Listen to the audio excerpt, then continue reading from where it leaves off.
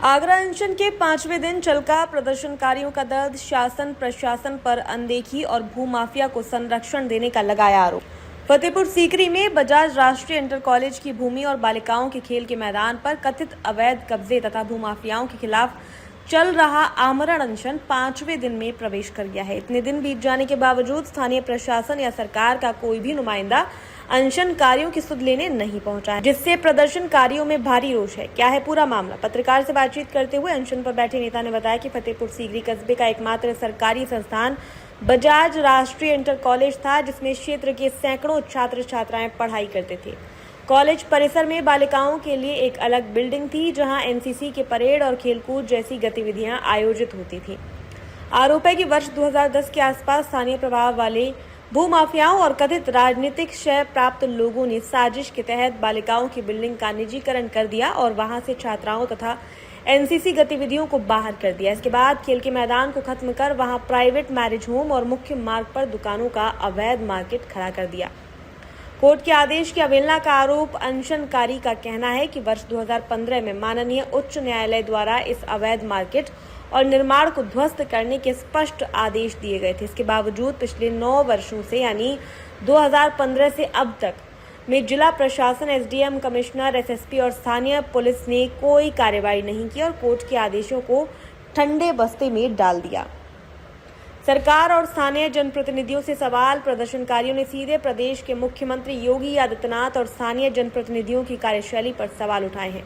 अनशनकारी नेता ने कहा, मुख्यमंत्री जी प्रदेश में भूमाफियाओं को मिट्टी में मिलाने का दावा करते हैं, लेकिन फतेहपुर सीकरी में उनकी अपनी ही पार्टी से जुड़े कथित भूमाफिया पर कोई कार्रवाई नहीं हो रही है। अधिकारी सवाल पूछना तो दूर, उल्टा अनशनकारियों पर ही दबाव बना रहे हैं। सीसीटीवी फुटेज और ब्लैकमेलिंग का आरोप। अनशन पर बैठे नेता ने आरोप लगाया कि अनशन के दौरान स्वास्थ्य बिगड़ने पर साथियों के कहने पर जब उन्होंने थोड़ा फल खाया तो मुख्य द्वार पर लगे सीसीटीवी कैमरों से उनकी फुटेज निकालकर उन्हें ब्लैकमेल करने और अनशन को बदनाम करने की कोशिश की गई।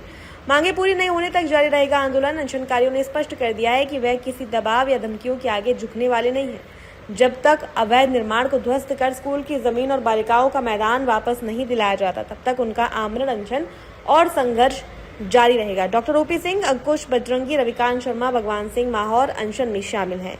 खबर करमवीर सिंह, ब्यूरो चीफ, आगरा। आज हम मौजूद हैं फतेहपुर सीकरी। यहाँ एक काफी पुराना कॉलेज हुआ करता था, राष्ट्रीय बजाज इंटर कॉलेज, जिसमें क्षेत्र के आसपास के बहुत सारे विद्यार्थी बहुत अच्छी अच्छी जगह पर पहुंचकर अधिकारी बन चुके हैं, टीचर बन चुके हैं। लेकिन आज वही बजाज राष्ट्रीय इंटर कॉलेज बिल्कुल बंद कर दिया गया है और उसकी जगह पर एक बीआर स्कूल ऑफ एजुकेशन नाम से एक स्कूल खोल लिया गया है। इसी मांग को लेकर काफी दिन से चर्चा चल रही थी। यहाँ डॉक्टर ओपी, उन्होंने धरना अपना स्टार्ट किया है, चालू किया है अपना धरना, और जानते हैं क्या मांगे हैं उनकी। और जो धरना है आज 5वां दिन है, आज जानते हैं उनसे क्या ऐसा मामला हुआ था कि जो आपको यहाँ धरना देना पड़ा। बहुत बहुत धन्यवाद, आप हमारे पास आए और हमारी बात को जो है पब्लिक तक और अधिकारियों तक पहुंचाएंगे, उसके लिए बहुत बहुत स्वागत है आपका और धन्यवाद। ये आज हमारे अनशन का 5वां दिन है और अभी तक ना ही तो किसी सरकार के अधिकारी ने कोई यहाँ आकर के संज्ञान लिया है। हमारी बात को सुनने की बजाय उल्टा दबाने का प्रयास किया जा रहा है। फतेहपुर सीकरी में कभी एक अकेला सरकारी बजाज राष्ट्रीय इंटर कॉलेज था। उस बजाज राष्ट्रीय इंटर कॉलेज में फतेहपुर सीकरी कस्बे के क्षेत्र के तमाम बच्चे बच्चियां पढ़ते थे, जिसमें कि एक बिल्डिंग बच्चियों के लिए थी और एक बिल्डिंग बच्चों के लिए थी। अब जो सरकारी बजाज राष्ट्रीय इंटर कॉलेज की जो बच्चियों की बिल्डिंग थी, उसमें एनसीसी की परेड भी हुआ करती थी। सब कुछ अच्छे से चल रहा था, सुचारू रूप से बढ़िया चल रहा था। एक समय आया कि 2010 में फतेहपुर सीकरी के ही रहने वाले फतेहपुर सीकरी के ही रहने वाले एक संजय गोयल और श्रेय गोयल नाम के जो भाजपा के गुंडे हैं, उन्होंने 2010 में इस कॉलेज को जो है निजीकरण करके बच्चियों को साजिश के तहत इसमें से निकाल दिया। एनसीसी की जो परेड हुआ करती थी उसको बंद करा दिया। और मैं तो बड़ी शर्म की बात है कि जो शिक्षा विभाग के अधिकारी हैं उन्होंने सरकारी बिल्डिंग में और जो है प्राइवेट स्कूल की मान्यता कैसे दे दी। दूसरी चीज, जो बच्चियों के खेलने का मैदान था इस बिल्डिंग के पीछे, उस बिल्डिंग में इन्होंने खेल के मैदान को खत्म करके और एक प्राइवेट मैरिज होम बना लिया। और बची हुई जो जमीन है रोड के सहारे की, उसमें एक अवैध मार्केट का निर्माण किया गया, जिसमें माननीय उच्च न्यायालय से 2015 में आदेश भी हुआ कि वो अवैध जो मार्केट बना है उसको ध्वस्त किया जाए।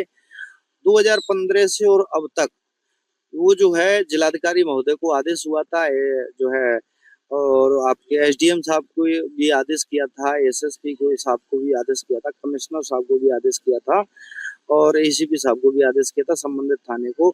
लेकिन ये जो जिला प्रशासन से लेकर के और संबंधित थाने तक के प्रशासन ने उस माननीय उच्च न्यायालय के आदेश की इस कदर धज्जियां उड़ाई कि वो आदेश आज भी इस बात को कह रहा है कि मैं आज भी मान्य हूँ। लेकिन जो सरकार के जो अधिकारी हैं वो उसको मानने के लिए तैयार नहीं है।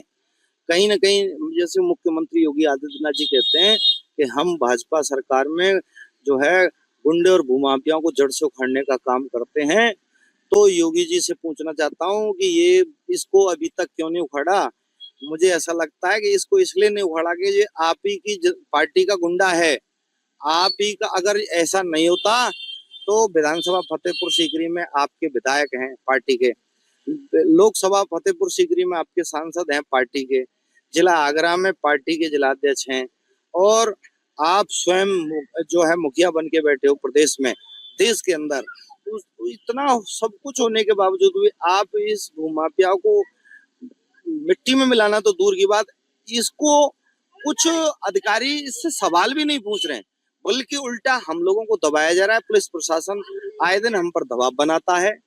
मैं आमरण अनशन करूं, एक बात और विशेष खोल देता हूं जो अभी मेरे पास आई है। मैं जब से धरने पे बैठा हूं तब से अभी तक आमरण अनशन पर बैठा हूं। शायद परसों की रात्रि को जब मेरी तबीयत ज्यादा खराब हो रही थी तो जो मेरे क्रांतिकारी भाई मेरे साथ हैं उन्होंने अपनी कसमें खिलाई, सारी चीजें वो सारी कसमें खाई और खिलाई। उन्होंने कहा भाई नेताजी आप कुछ खा लीजिए। तो मैंने एक बच्चे से कीवी फल मंगाए और वो मैंने खाया, यहीं बैठ के खाया था। और उसकी यहाँ के मेन गेट पर इसने सीसीटीवी लगा रखा, उस सीसीटीवी में उसने फुटेज निकाल करके और मुझे ब्लैकमेल करता है कि आपने खाना खाया है और खाना खाने की वजह से आपका स्वास्थ्य खराब हो रहा है। तो मैं तो उसको बता देना चाहता हूँ, चाहे मैं भूखा रहूं चाहे मैं खाना खा के रहूं, मैं यहाँ बैठा हूं तो उठूंगा तुझे मिट्टी में मिला के, चाहे योगी जी सुन लो, चाहे अधिकारी सुन लें, चाहे भूमाफिया सुन ले। मैं यहाँ से तब उठूंगा जब तुझे भी मिट्टी में मिलवा दूंगा।